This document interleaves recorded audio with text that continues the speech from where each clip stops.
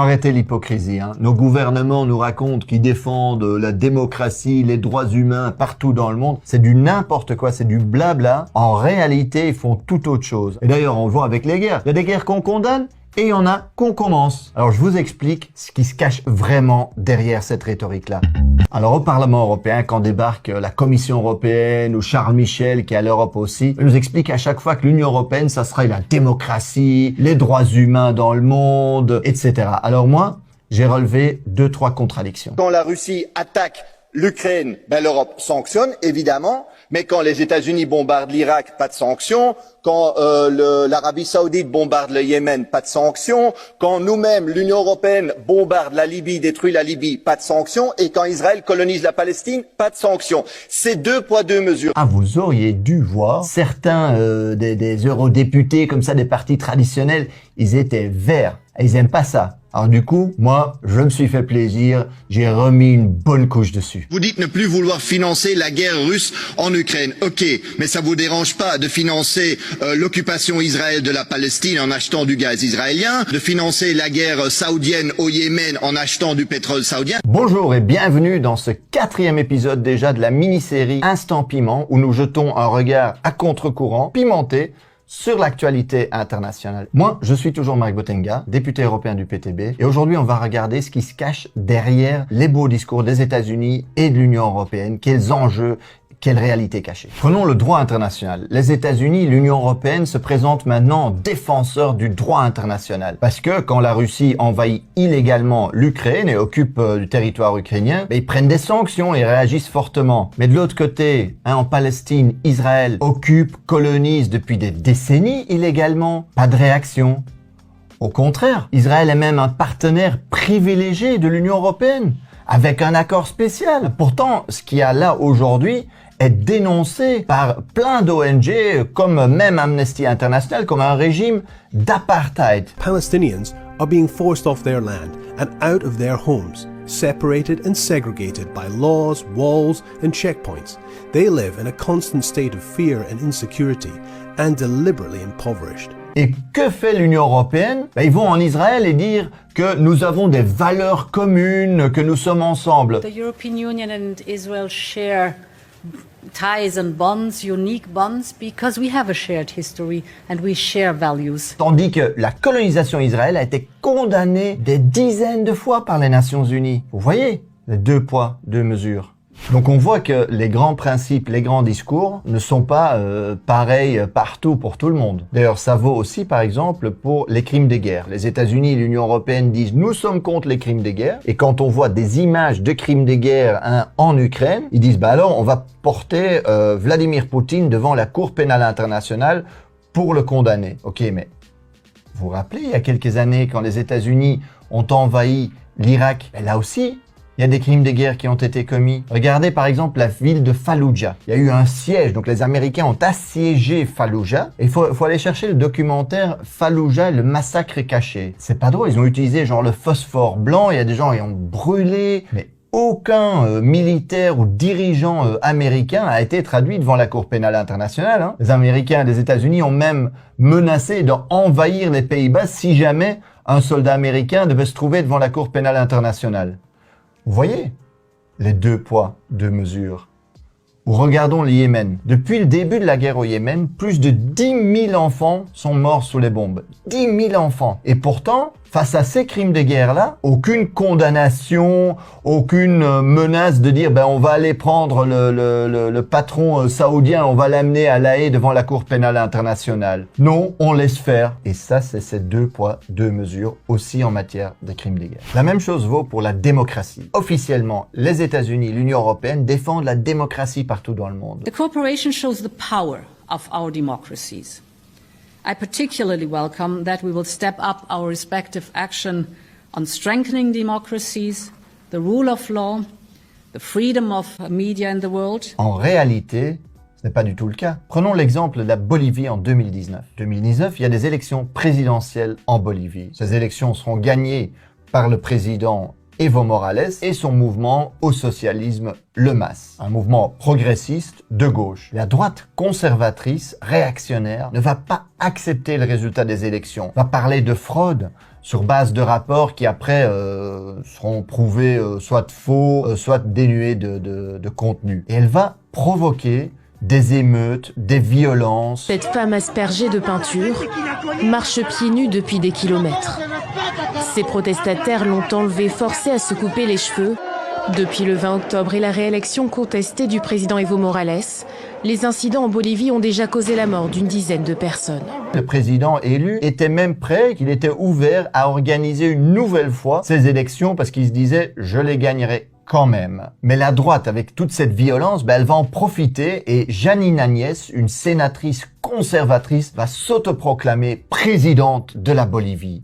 C'est un coup d'État, tout simplement. Comment va réagir l'Union européenne? Elle va en fait couvrir ce coup d'État. Elle va pas réagir en dénonçant le coup d'État, pas du tout. Et quand le peuple bolivien arrive à rétablir des élections et que Janine Agnès sera mis en prison et condamné pour son rôle dans le coup d'État, l'Union européenne va se plaindre de ces peines, de cette condamnation. Et au Parlement européen, on va même envisager de donner à Janine Agnès, responsable, image du coup d'État, le prix de la liberté. Vous voyez, les 2 poids, 2 mesures. Démocratie, clairement, pas pour tout le monde.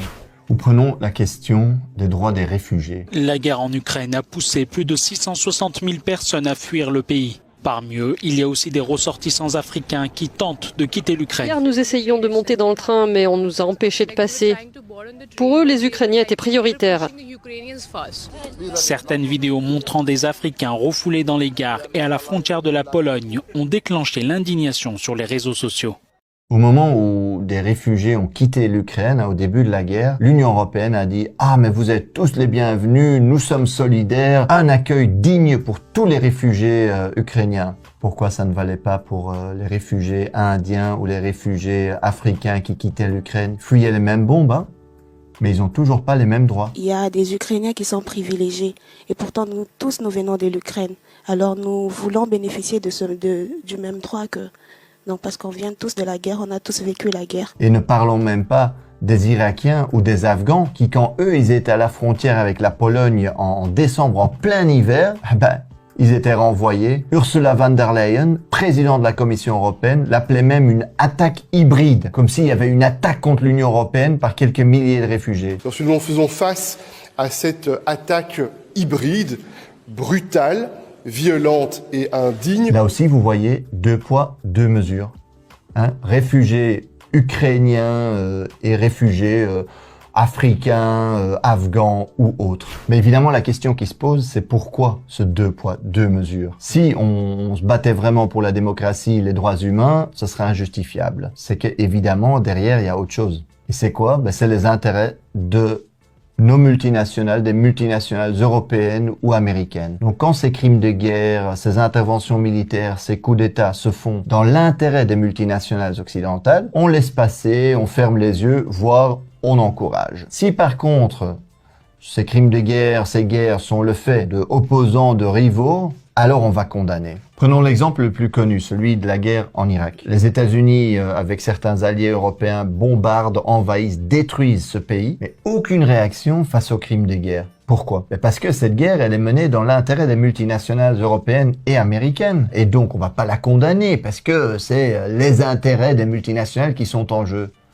Parce que vaut finalement la vie d'un Irakien face au profit des multinationales occidentales. Nous prenons le cas de la guerre en Libye. Donc en Libye, la France, les États-Unis interviennent avec des pays de l'OTAN pour chasser le dirigeant Kadhafi. Officiellement, il s'agit d'installer la démocratie, de protéger les droits humains, de sauver des vies. Aujourd'hui, nous intervenons en Libye au nom de la conscience universelle qui ne peut tolérer de tels crimes. En pratique, Et on l'a appris grâce à des emails fuités par Wikileaks, des emails internes de la diplomatie et les ambassades américaines, aussi des mails liés à Hillary Clinton, qui à l'époque était ministre des Affaires étrangères aux États-Unis, qu'il s'agissait d'autre chose. Les services secrets français étaient en train de négocier en même temps avec les rebelles contre Kadhafi qui soutenaient une part du pétrole libyen, de dire voilà, nous allons vous aider à arriver au pouvoir, mais alors il nous faut au moins 35% de la production pétrolière libyenne. Vous imaginez? C'est comme ça que ça fonctionne. Ou autre chose, et ça aussi on l'a su après par des documents confidentiels qui ont fuité, c'est que la France était très inquiète par rapport à un projet de Kadhafi qui voulait créer une monnaie panafricaine et qui avait beaucoup de réserves d'or qu'il voulait utiliser. Pour la France, c'était une menace parce que la France, elle aime bien la France-Afrique et contrôler l'Afrique. Eh ben, Kadhafi, potentiellement, mettait ça en péril. Et donc, pour les intérêts géopolitiques, pour le pétrole, en fait, pour maintenir la mainmise coloniale sur l'Afrique, on détruit totalement un pays en toute impunité. Retournons un instant à la Bolivie aussi. On en a parlé. Mais quelle était vraiment la question sous-jacente? Quelle était la raison derrière ce coup d'État? C'est que, en fait, le gouvernement de Evo Morales voulait protéger un peu les richesses naturelles de la Bolivie, ou voulait peut-être les vendre à un prix plus intéressant, ou voulait se protéger de certaines multinationales, des pratiques de multinationales occidentales. Et alors, ça ne plaît évidemment pas aux États-Unis et même pas à l'Union européenne. Pensons par exemple, la Bolivie est un des pays avec les plus grandes réserves de lithium. Lithium, c'est une matière première qui est nécessaire à la production notamment aujourd'hui des batteries. Vous savez que des batteries dans la transition écologique version européenne, on va en avoir besoin mais en masse. Imaginez un monde 100% de voitures électriques, où chaque véhicule est équipé d'une batterie rechargeable qu'on appelle batterie lithium-ion. Eh bien, la demande mondiale pour ce métal, le lithium, serait alors multipliée par 30. Vous imaginez bien qu'alors un gouvernement qui protège un peu ses ressources naturelles, c'est pas populaire du tout. Et donc ici aussi, on a couvert ce coup d'État dans l'espoir de pouvoir en fait piller plus facilement les richesses naturelles d'un pays souverain comme la Bolivie. Du coup, il est clair que nos dirigeants, quand ils disent se battre pour la démocratie et les droits humains, nous mentent. C'est un peu comme quand le gouvernement ou l'Union européenne prétendent défendre les intérêts des travailleurs. Bon, on sait que en même temps, ils font le contraire. Ils disent qu'ils veulent augmenter le pouvoir d'achat, mais en même temps, ils bloquent les salaires. Ou l'Union européenne en faveur des gens, mais en réalité, ils organisent le dumping social. Eh ben, en matière de politique étrangère, c'est souvent pareil. Sauf que il y a une conséquence très grave de cette politique des 2 poids 2 mesures. C'est que dans beaucoup de pays, en fait, l'Union européenne et les États-Unis encore plus sont de plus en plus mal vus parce que les autres pays se rendent compte de cette hypocrisie, se rendent compte que la politique étrangère européenne est au service des multinationales. Et de cette manière-là, on est en train d'en fait construire un monde de conflits entre blocs. Ça, faut l'éviter. Il faut absolument changer de politique étrangère pour arriver à un monde où on travaille dans la bonne foi, ensemble, sur base de principes de solidarité et de respect de l'autre. Comme nos gouvernements doivent apprendre à respecter les travailleurs en Belgique et en Europe, on doit aussi apprendre à respecter les pays partout dans le monde. Et ben voilà, on a de nouveau parcouru un beau petit bout de chemin ensemble quand même, dans ce 4e épisode de l'Instant Piment. Moi, j'espère que vous avez aimé. Vous avez peut-être, comme toujours, appris quelque chose. Envoyez-moi des commentaires, des questions peut-être. Il y a peut-être des choses qu'on peut expliquer davantage, d'autres sujets que vous voulez voir abordés dans les épisodes à venir. Et comme toujours, n'oubliez pas de vous abonner pour ne pas rater les épisodes à venir justement. Je vous remercie beaucoup d'avoir suivi cet épisode. Je suis très